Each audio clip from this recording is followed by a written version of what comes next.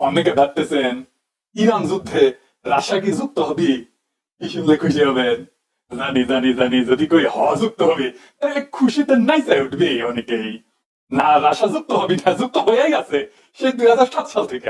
আর এই যুদ্ধে ইরানরা Russia intelligence দিতেছে, এই অভিযোগ করতেছে পশ্চিমারা। এখন আর ক্ষুদ্র ভাতা আর ভগ্নীরা কবে, আরে দাদা ইন্টেলিজেন্স দেখি হবে, মিসাইল যদি দিল নি তাহলে একটা কাম হইলে নি, এটা কন। আরে পাগলা, যুদ্ধে সবচেয়ে বেশি কাজে লাগে ইন্টেলিজেন্স। ওই আছে সৈন্য, গোলা বারুদ, সক্ষমতা কেমন, কারা আক্রমণের জন্য প্রস্তুতি নিতেছে, কি দিয়ে আক্রমণ আসতে পারে, শত্রুর দুর্বলতা কোথায়, কোথায় আঘাত করলে সবচেয়ে বেশি ফল হবে, শত্রু আমাদের সম্পর্কে কি জানে, শত্রুর radio communication, radar, data link, electronic emission, এই সমস্ত রেকর্ড পাওয়া মানে সেটা মিসাইলের চাইতে বড় জিনিস। কে কার সাথে কথা কইতেছে, কোথা থেকে সিগন্যাল আসতেছে, কোন রাডার চালু আছে, কোন ফ্রিকোয়েন্সি ব্যবহার করতেছে, এই সমস্ত যুদ্ধকালীন ইন্টেলিজেন্স খুব জরুরি বিষয় যুদ্ধে জেতার জন্য। রাশিয়া ইরানকে সাহায্য করতেছে এই ইন্টেলিজেন্স দিয়া। এখন প্রশ্ন হইতেছে কেন রাশিয়া সাহায্য করতেছে? এই ইতিহাস জানলে ট্রাম্পের ইরান আক্রমণের ঘটনা আপনার কাছে আরেক মন নেবে।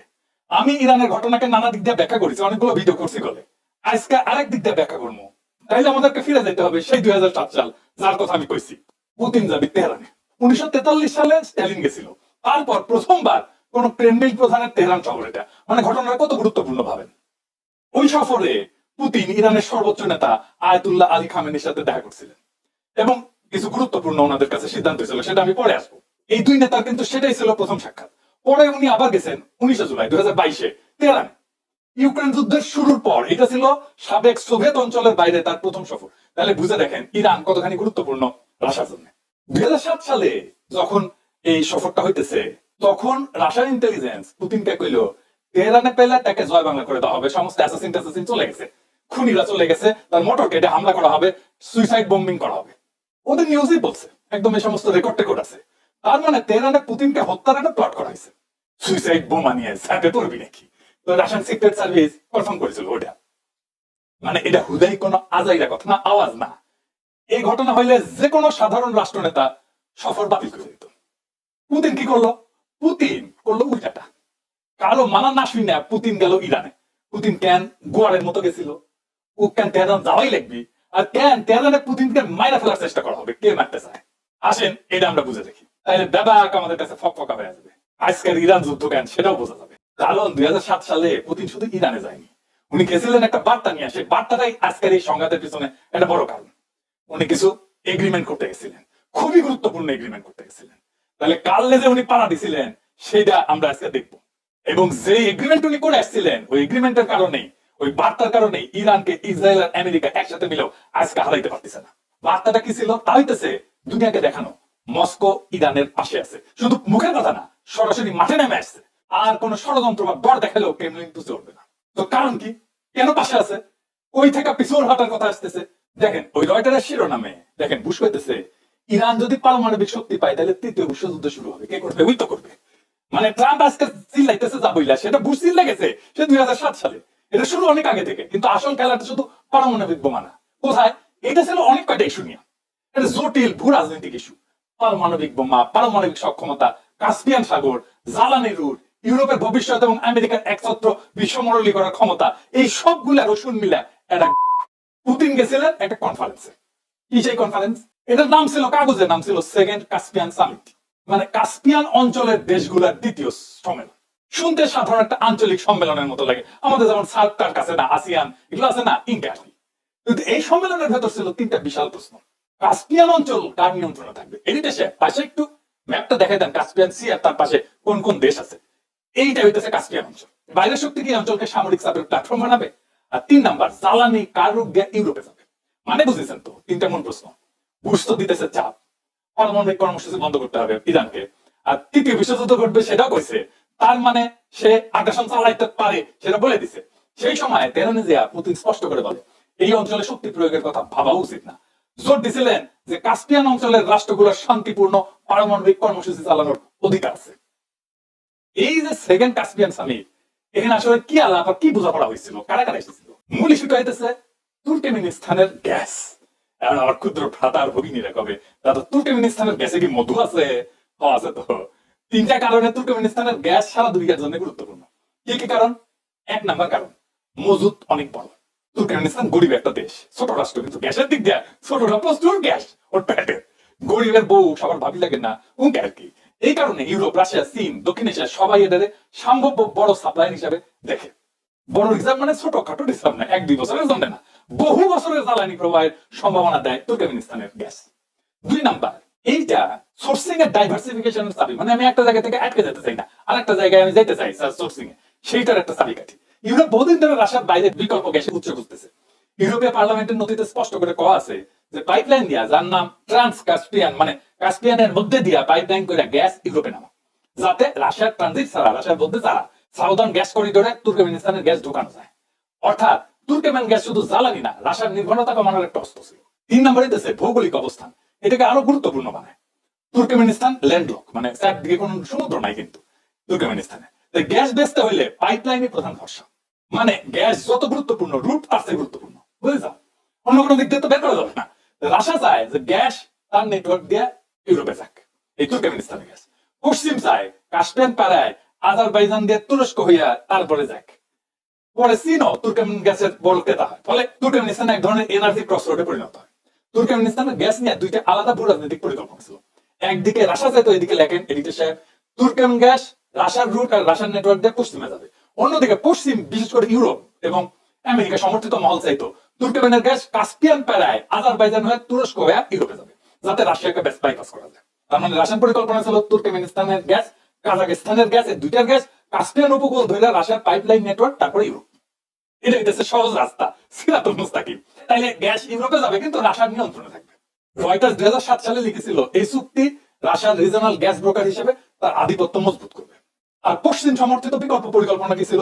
তুর্কমেনিস্তানের গ্যাস কাস্পিয়ান সাগরের নিচ দিয়া আজারবাইজান, জর্জিয়া, তুরস্ক, তারপরে ইউরোপ হবে। এই ছিল ট্রান্স কাস্পিয়ান ধাঁচের পরিকল্পনা। এই পাইপলাইনটা নাবুক্কর মতো নন রাশিয়ান রুটের সাথে যুক্ত হওয়ার কথা ছিল, ওইদিকার না। এই নাবুক্কর সাথে আবার সিরিয়া যুক্ত আছে, ওইটা আবার পরে আমি একটা এপিসোড করছিলাম অনেক আগে। যাই হোক, আবার আগের আলাপে ফিরে আসি। এর উদ্দেশ্য ছিল যে ইউরোপের রুশ গ্যাস নির্ভরতা কমানো। আপনি ম্যাপ দেখলে দেখবেন তুর্কমেনিস্তানের গ্যাস রাশিয়ান প্রভাবিত অঞ্চলের মধ্যে দিয়ে যদি না যাইতে চায়, তাহলে ইরানের অংশের মধ্যে দিয়ে যেতে হবে, পাইপলাইন বসাইতে হবে ইরান দিয়ে, যদি রাশিয়াকে বাইপাস করতে চায়। তাই হয় ইরানকে চাপ দিয়ে রাজি করাইতে হবে, অথবা ইরানের রেজিম চেঞ্জ করতে হবে। এই যে রেজিম চেঞ্জ পিচ্ছে না ট্রাম্প, তার পিছনে এটা একটা কারণ, ইরানকে তার ইচ্ছা মতো যেন চালাইতে পারে। বুঝেছেন তো? তুর্কমেনিস্তানের এই গ্যাস নিয়ে 2 পক্ষে 2 আলাদা রাস্তার পরিকল্পনা ছিল। রাশিয়া বলছিল গ্যাস বেচো, কিন্তু আমার পাইপলাইন দিয়ে বেচো। পশ্চিম বলছিল গ্যাস বেচো, কিন্তু রাশিয়াকে বাদ দিয়ে বেচো। তাই সম্মেলনে কারা কারা ছিল? কাস্পিয়ান অঞ্চলের যে সমস্ত রাষ্ট্র, রাশিয়া ছিল, ইরান ছিল, আজারবাইজান ছিল, কাজাকিস্তান ছিল, তুর্কমেনিস্তান ছিল। এডিটর সাহেব পাশে ম্যাপের পাশে দেখান, আমি বলি আবার, রাশিয়া ছিল, ইরান ছিল, আজারবাইজান ছিল, কাজাকিস্তান ছিল, তুর্কমেনিস্তান ছিল। তো তেহরান সম্মেলনে সিদ্ধান্ত নেওয়া হয় যে কাস্পিয়ান সাগরের তলদেশ দিয়ে পাইপলাইন বসে দিলে 5টা এই রাষ্ট্রের সম্মতি হবে সবার। আর কি সিদ্ধান্ত নেওয়া হইলো? সিদ্ধান্ত নেওয়া হইলো যে কাস্পিয়ান অঞ্চলের কোন রাষ্ট্রের ভূখণ্ড যেন আরেক কাস্পিয়ান রাষ্ট্রের বিরুদ্ধে আগ্রাসনের কাজে ব্যবহৃত না হয়। তার মানে আজারবাইজানের মাটি রাশিয়ার বিরুদ্ধে ব্যবহার করা যাবে না, ইরানের মাটি আজারবাইজানের বিরুদ্ধে ব্যবহার করা যাবে না, কাজাকিস্তানের মাটি রাশিয়ার বিরুদ্ধে ব্যবহার করা যাবে না, তুর্কমেনিস্তানের মাটি ইরানের বিরুদ্ধে ব্যবহার করা যাবে না, রাশিয়ার বিরুদ্ধে ব্যবহার করা যাবে না, আজারবাইজানের বিরুদ্ধে ব্যবহার করা যাবে না। এইরকম শুনতে কূটনৈতিক ভাষা, কিন্তু এর প্রকৃত অর্থ ইরানের বিরুদ্ধে আঞ্চলিক মাটি ব্যবহার করে হামলার রাস্তা বন্ধ করে দেওয়া। এখন ভাবেন ওই সময় আমেরিকা কি করছিল? ওয়াশিংটন ইরানের পারমাণবিক ইস্যুতে চাপ দিতেছিল, আর ইরানের বিরুদ্ধে সামরিক আগ্রাসনের কথা তো কইতেছিল, বলতেছিল তৃতীয় বিশ্বযুদ্ধ বাড়বে। এই অবস্থায় পুতিন তেহরানে যে প্রকাশ্যে কইলেন ইরানের বিরুদ্ধে হামলা ভয়াবহ হবে। অর্থাৎ পুতিন শুধু ইরানের পাশে দাঁড়ালেন না, তিনি আমেরিকাকে প্রকাশ্যে বললেন খুব খেয়াল মামু, খুব খেয়াল, সামনে মুরগি পিছে শিয়াল। তাই এই সফর ছিল পাওয়ার প্রজেকশন, গোলাগুলি ছাড়াই, মিসাইল ছাড়াই, শুধু উপস্থিতি দিয়ে এটা যুদ্ধে যেতে যাওয়া। পুতিন তেহরানে গিয়ে এটা নিশ্চিত করছিল মধ্যপ্রাচ্যের প্রশ্নে কাস্পিয়ান নিয়ে মস্কোকে পাশ কাটায় সিদ্ধান্ত হবে না। হিসাব বরাবর ইরানকে একা করে চেপে না ধরার পশ্চিমা কৌশল আর সহজে বাস্তবায়ন করা যাবে না, হিসাব বরাবর। এইটাই পশ্চিমারা করতে দিতে চায় নাই পুতিনকে, সেই জন্যই পুতিনের উপরে হামলার সিদ্ধান্ত হয়েছিল, পরিকল্পনা হয়েছিল। বুঝতে চাও? জানতেন এটা? সেই জন্যই সম্মেলনের পর লেখা হয়, ইংরেজি যেহেতু কইছে তাহলে ঠিকই কইছে, তাই না? Caspian summit, a triumph for Iran and a victory for Russia. মানে কাস্পিয়ান সম্মেলন ইরানের সাফল্য গাথা আর রাশিয়ার বিজয়ের লাশ। কারণ এই সামিট তো ছবি তোলার মঞ্চ ছিল না, এটা ছিল রিজনাল অ্যালাইনমেন্টের মঞ্চ। শুধু এইটুকুই না, আরো 2টা ডিল করে রাশিয়া ইরানের সাথে, খামেনির সাথে দেখা কইরা। সেটা কি কি? সেটা হইতেছে পশ্চিম আমেরিকা যদি ইরানের উপরে কোনো পারমাণবিক শক্তির প্রশ্নে স্যাংশন দেয়, তাইলে রাশিয়া ভেটো দিবে জাতিসংঘে, আর ইরানকে S-300 মিসাইল ডিফেন্স সিস্টেম দিবে। এখন যদিও S-400 এসে গেছে, কিন্তু ওই টাইমে S-300 ছিল সবচেয়ে অ্যাডভান্স মিসাইল ডিফেন্স সিস্টেম। কিন্তু এখন একটা সূক্ষ্ম বিষয় আছে, রাশিয়া কি ইরানকে ভালোবেসে এটা করেছিল? না, ভূ রাজনীতিতে প্রেম বলে কিছু নাই। রাশিয়া ইরানকে বাঁচাইতে যায়নি, রাশিয়া গেছে নিজের জায়গা বাঁচাইতে, নিজের লিভারেজ বাড়াইতে, আমেরিকাকে আটকে দিতে, ইউরোপকে মেসেজ দিতে, আর কাস্পিয়ানকে নিজের স্ট্র্যাটেজিক উঠান হিসাবে, এটার অংশ হিসাবে ধরে রাখতে। তাই পুতিনের তেহরান সফর কোন রোমান্টিক অ্যালায়েন্স ছিল না, এটা ছিল হার্ড ক্যালকুলেশন, শক্ত অঙ্ক কষে এটা বের করেছিল। ইরানকে পুরোপুরি ছাড়বে না, আবার পুরোপুরি মুক্ত করবে না, সাপোর্ট করবে কিন্তু কন্ট্রোল হারাবে না। এই হইতেছে এটা রাশিয়ান স্টাইল, এটা মাথায় রেখে রাশিয়া এইভাবে কাজ করে। আর এই জায়গাতে আমেরিকার জন্য সমস্যাটা শুরু। কেন? কারণ আমেরিকার অভ্যাস ছিল একটা রাষ্ট্রকে আইসোলেট করো, স্যাংশন দাও, মিলিটারি থ্রেট দাও, তারপর নেগোসিয়েশন টেবিলে এনে বসাও, তারপরে আমি এটা নেগোসিয়েট করে ফেলবো আমার ফেভারে। কিন্তু তেহরানে পুতিনের উপস্থিতি সেই স্ক্রিপ্টে ফাটল ধরাই দিল। পুতিন বললেন না, এই ফাইল একা তোমাদের না, এখানে রাশিয়া আছে, এখানে কাশ্মীর আছে, এখানে এনার্জি আছে, এখানে রিজিয়নাল স্টেট আছে, তার হিস্সা আছে। ইরানের এই যুদ্ধ চলতেছে, এটাতে রাশিয়া আছে অনেক আগে থেকে, এই যুদ্ধে চায়নাও আসবে। এই যুদ্ধ ট্রাম্প যদি না থামায় তাহলে এই যুদ্ধ দীর্ঘায়িত হবে, ইরান হারবে না। এই যুদ্ধে ইরানকে বিজয়ী হইতেই হবে। ইসরায়েলের সকল শয়তানিকে রুখে দেওয়ার হিম্মত আছে একমাত্র ইরানের, ওদেরই সেই হ্যাডম আছে। ইরান জিতলে ফিলিস্তিন মুক্ত হবে, মাথায় রেখে। সারা দুনিয়া মুক্তিকামী মানুষেরা ইরানের পাশে দাঁড়াবে। এই ইরানের বিরোচিত লড়াইয়ের পক্ষে অবস্থান না নিয়ে আমেরিকার ইসরায়েলের ভাষায় বিবৃতি দেওয়া, আমেরিকার ইন্ডিয়ার সেবাদাস বিএনপি সরকারকে নিন্দা জানাই। সেই জন্য আমাদের মাথা হেট করে দিচ্ছে তারেক রহমানের সরকার। বাংলাদেশের মানুষ দৃঢ়ভাবে ইরানের উপরে আমেরিকার ইসরায়েলের আগ্রাসনের বিরুদ্ধে দাঁড়াতে হবে। আগামী সংসদ অধিবেশনে বিরোধী দলকে অবশ্যই সরকারের কাছে ব্যাখ্যা চাইতে হবে, কেন অগ্রহণযোগ্য বিবৃতি দিল আন্তর্জাতিক আইনের লঙ্ঘন করিয়া, কেন ইরানের উপরে হামলা এবং আগ্রাসনের বিরুদ্ধে বিবৃতি দিল না, কেন ইরানের সর্বোচ্চ নেতাকে বোমা মেরে হত্যা করার বিরুদ্ধে বিবৃতি দিল না। এই অভিযোগে আলোচনা করতে চাইতে হবে বিরোধী দলকে, সময় না দিলে ওয়াক আউট করতে হবে। ওই ওয়াক আউট পৃথিবীর ইতিহাসে স্মরণীয় হয়ে থাকবে। তাই আজকের খেলা একদম খোলাসা। এই যুদ্ধ শুধু ইরানের না, এই যুদ্ধ শুধু মিসাইলের না, এই যুদ্ধ শুধু তেহরান, তেল আবিব, ওয়াশিংটন বা মস্কোর না। এই যুদ্ধ হচ্ছে দুনিয়ার লাগাম কাটাতে থাকবে সেই যুদ্ধ। কে দুনিয়ার জ্বালানির রাস্তা ঠিক করবে, কে কোন রাষ্ট্রকে বাঁচতে দিবে, আর কাকে শ্বাসরোধ করে মারবে, কে মাথা তুলে দাঁড়াবে, আর কাকে হাঁটু গেড়ে কুকুরের মতো বাঁচতে বাধ্য করা হবে, এটা সেই যুদ্ধ। এই যুদ্ধ সেই হিসাবের যুদ্ধ। 2007 সালে পুতিন তেহরানে হাওয়া খাইতে যায় না, উনি গেছিলেন দুনিয়াকে একটা কথা জানাইতে। সব রাস্তা ওয়াশিংটনের দালানে গিয়া শেষ হয় না, সব সিদ্ধান্ত আমেরিকার প্রেস ব্রিফিং রূপে লেখা হয় না। কাস্পিয়ান তাদের বাপের পুকুর না, তাদের বাপের জমিদারি না, মধ্যপ্রাচ্য তাদের নানার বাড়ির উঠান না, ফিলিস্তিন তো আর মারণাস্ত্র পরীক্ষার জায়গা না, আর ইরান এমন কোন এতিম রাষ্ট্র না যারা ঘেরাও কইরা নিষেধাজ্ঞা দিয়া বোমা দেখাইয়া হাঁটু গাড়াইয়া ফেলা যাবে। আজ পশ্চিমারা কইতেছে রাশিয়া ইরানকে ইন্টেলিজেন্স দিতেছে। আমি কই কান্দে, আরো কান্দে, কারণ তোরা কান্দিস তখনই যখন তোদের মনোবলি ভাঙে, একচেটিয়া ক্ষমতা যখন ভাঙে, তোরা চিৎকার করিস তখনই যখন অন্য কেউ তোদের শিকারের সামনে ঢাল হইয়া দাঁড়ায়। ওই ইন্টারন্যাশনাল লটা বোঝা গেছে তোদের কি ইন্টারন্যাশনাল ল আছে, ওইটা তখনই তোদের মুখে আসে যখন তোদের হাতের রক্ত শুকাইতে শুরু করে। বছরের পর বছর তোরা কি করছিস আমরা জানি না। একটা রাষ্ট্রকে আইসোলেট করে তাকে স্যাংশন দেয়, তারপরে প্রোপাগান্ডা চালায়, তারপরে রেজিস্ট্যান্সের গল্প ফাঁদিস, তারপর বলে দেখো ওরা কত ডেঞ্জারাস। বর্বর এই পুরানো নষ্ট স্ক্রিপ্ট দেওয়া দুনিয়া আর চলবে না, ওই দিন শেষ। মনে রাখবেন, যে জাতি প্রতিরোধ করে তাকে শেষ করা যায় না, যে রাষ্ট্র মাথা নয় না তাকে সহজে গিলে খাওয়া যায় না, আর যে মানুষ আগ্রাসনের সামনে মুখ সোজা করে দাঁড়ায় তাকে বোমা মেরে ধ্বংস করে দেওয়া যায়, কিন্তু হারানো যায় না। ইরানকে আজ যারা একা ভাবতেছে তারা ভুল করতেছে, কারণ ইরান শুধু একটা দেশ না, ইরান আজ একটা প্রতীক, একটা লাইন, একটা সীমারেখা।